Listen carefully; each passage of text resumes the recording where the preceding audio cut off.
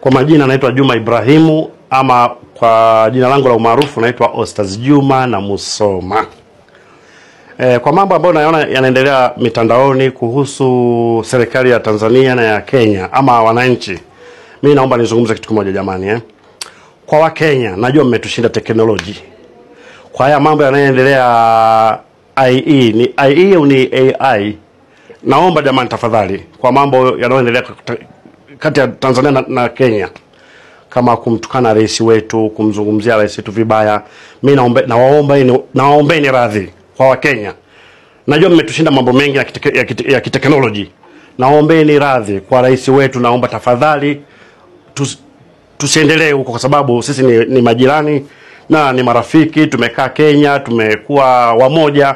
Kwa hiyo ili jambo la kudhalilisha viongozi, kusema kweli, kwa sisi wa Tanzania hatuna hiyo tabia ya kumtukana rais wetu ama kumzungumza vibaya rais wetu, kwa sababu ndio kiongozi wetu, ndio rais wetu. Kwa naombeni wa Kenya tafadhali, hapa tulipofikia tuseme basi. Na pia kwa upande mwingine, viongozi kama wabunge ambao wanazungumza bungeni Tanzania, kuzungumza moja kwa moja tu, si wa Kenya si na nini. Unajua wa Kenya huku jamani, huku wa Kenya wamedata, kwa sababu wa Kenya huku kwao wako free kuzungumza chochote. Kwa hiyo wabunge tuangalie jamani, tusitie ile kupublish kitu jambo likazidi kuwa baya na sio anadhalilishwa kwa sababu yeye mazungumza bungeni. Sio kwamba ukiwa bungeni ndio kila kitu waseme. Waweza kukaona kama watetea ama wamtetea rais, kumbe ndio unasababisha rais wetu kudhalilishwa. Naombeni wabunge tafadhali. Wakenya sisi tunawajua. Wakenya sisi tumekaa nao, tunawajua vizuri wa Kenya. Kenya huku anaweza katukanwa rais wao akafanywa chochote kile na hakuna chenye atafanywa.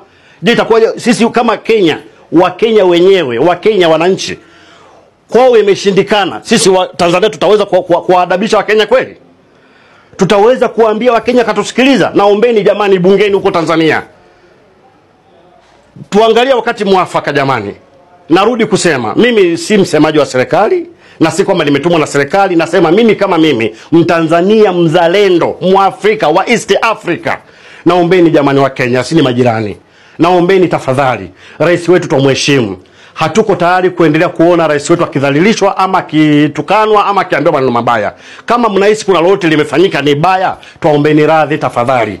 Tunaomba radhi. Haya mambo yaishie hapa jamani, tusiendelee kumtukana rais wetu. Na kama tunavyomheshimu rais wenu, Rais Ruto, tunamheshimu, tunampenda, basi pia hivyo hivyo rais wetu basi mumheshimu, msimfikishe maneno mabaya tafadhali. Naombeni kwa hilo jamani wa Kenya.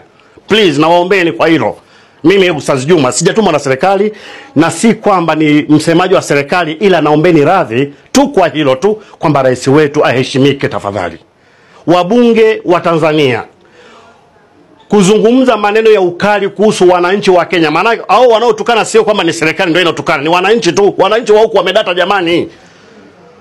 Umeona wamehaki WhatsApp, account za WhatsApp za wabunge, wana haki kila kitu. Mtasababisha mambo kuwa ni mabaya zaidi.